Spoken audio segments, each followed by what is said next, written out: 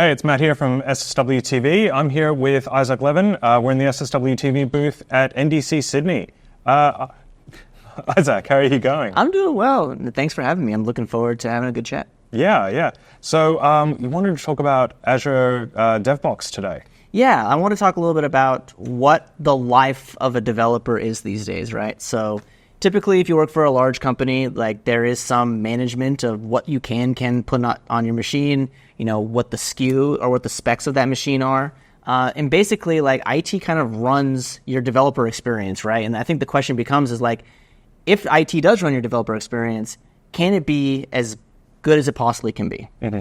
So like, are we getting the UAC prompts whenever we need to open up Visual Studio or something like that? Yeah, or even something as simple as like, hey, I have a set of software that I know that I'm always going to need as a developer. Like maybe I need Postman, maybe I need, particular extensions of Visual Studio, maybe I need Node.js. Like I shouldn't have to, like, every single time I do a new machine or build up a new machine, I should have to do that.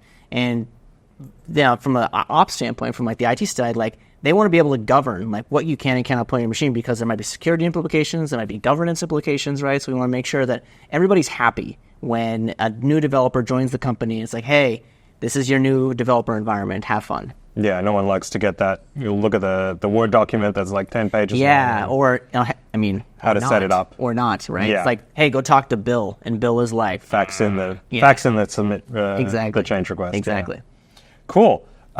So is this something that's just for like large organizations? Because it sounds... Yeah, I think, obviously the more complex your developer teams are, I think it makes a lot more sense. But even from the small standpoint, like one of the things that we think about, that are always tacked on at the end of like building apps or even like setting up environments, right? Like, security. Are we using the right tools? Are we making sure that potential data doesn't get leaked out, right? And I think that regardless of how big your team is, like that's something that's mandatory, required, right? So yeah, I think that whether you're a large enterprise, like in the tens of thousands of developers, or if you're a medium-sized business and you see value in making sure that you're following the best practices, I think that it can take some value out of it.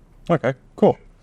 Did you want to show us what it looks like? So let's. I wanted to just kind of set up and talk a little bit about what developer, like what Microsoft DevBox is, as well as Azure Deployment Environments, which is a sibling of it, and that's in the world of creating new environments whenever you need to. Mm-hmm. And how all those things are managed is using the Microsoft Developer Portal, right? So I have an example here where I have a DevBox, which is called Front End for my podcast demo project, but I also have this environment that I created earlier today as well. And all these things are managed inside of the Azure portal. So if you go into the Azure portal, you can actually see the resources that are created, and all of them are under this Dev Center kind of nomenclature. So you'll hear, if you look into DevBox or ADE, you'll hear Dev Center a lot, you'll project a lot. And these are just mechanisms or containers to manage different developer experiences. So if you have a lot of different developer teams that do different things, you can configure based on what their needs are, the right VM sizes or the right environments that you want to provision, right? So, I think one of the best things to show is just what that experience looks like. So if you have a DevBox, like I said, I created this earlier today, and I can just go in and I can either open it in the browser or I can open using an RDP client. And one of the things that's great is I enabled DevBox customizations with this. So basically, like, you can create a DevBox based on a particular image, right? That makes a lot of sense. Every tool that gives you VMs does that. Yeah. But what if you want to install things after the fact, right? So DevBox customizations allows you to do a ton of things. Like services, I created this DevBox environment where it created a DevBox with the latest version of VS Code, the latest version of Node.js, and it cloned my repo for me. And all I had to do is provide a YAML file. So if I connect up to here, and this is going to spin up like a Visual Studio, not Visual Studio, like a remote desktop prompt. And hopefully that'll pop open in a second.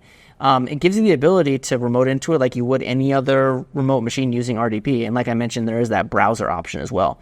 And I think what's really most important is that with DevBox customizations and DevBox, like it's completely managed, right? So when it comes to, hey, I want to add this particular software, again, just managed via like a YAML file. So this is like this is the DevBox, right? I have Visual Studio all installed.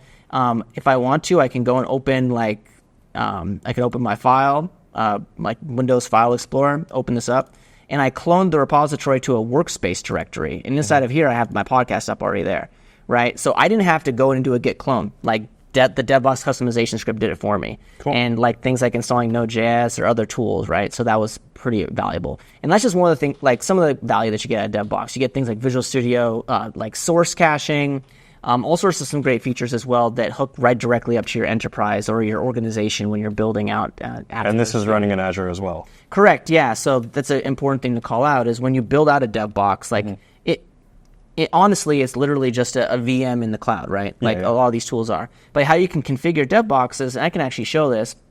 Let's just close out of this window here.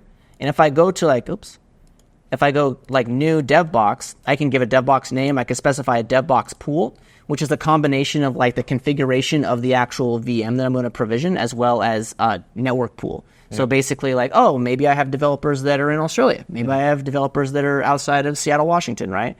Like they should have the ability to create dev boxes that are close to them geographically. Yes. And then you can specify, like I mentioned, that customization file, and then that gives me the ability to get that extra little bit of customization on top of that. Yeah. And then if it's running in Azure, they've got a much fatter internet connection that you can ever get anywhere else. Yeah. And so when you do that npm install and download the internet. I mean, like, what is it? Like create a React app and like, oh, why is this app 200 megabytes? Visual Studio and .NET have the same problem, right? But I think what's great is that you have like that, like you said, the larger pipe.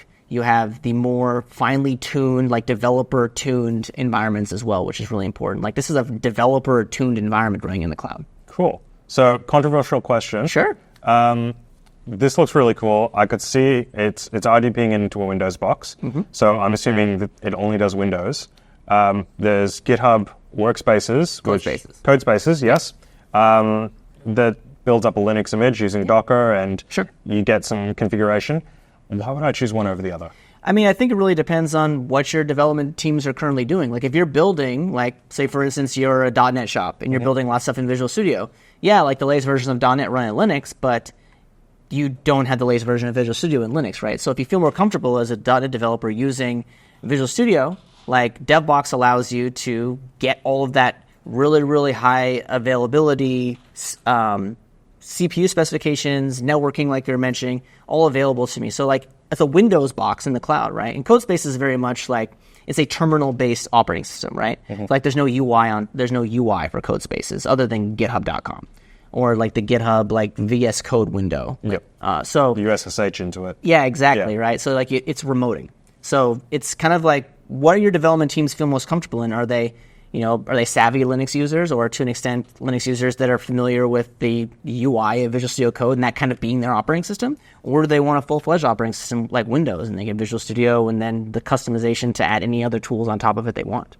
So I'm hearing you've got choices no matter what you're working with, and that just sounds like a good thing. Yeah, I think at the end of the day, like as developers, like having choices is really, really valuable, right? Because in some cases, like depending on project, like I might want all of Windows to build a project. In other projects, like I just want some compute that I can run, right?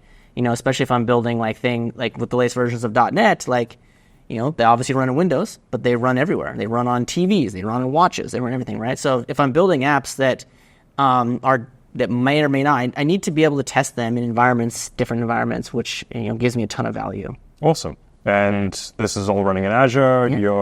The IT staff who are managing all this have all the all the control switches. They'll get all the Azure budgets and everything like that. So it seems like win-win. I mean, at the end of the day, like we should have, even when we were talking about DevOps a few years ago, it's like the marrying of like your ops team and your dev team, right? They want to be best friends, right? Even though like they're mortal enemies. Like this is just another step in the direction of like, hey, like we can work together to make sure that we're building apps in the most efficient way and everybody's happy, right? Cool. We're not building things, installing software that hasn't been, ran through company compliance, or, we're not being completely locked down as to like, hey, can I install Firefox on my machine? Because I've been at companies where that was a thing too, right? Where, you have the flexibility to bring value without, having to put up too many guardrails.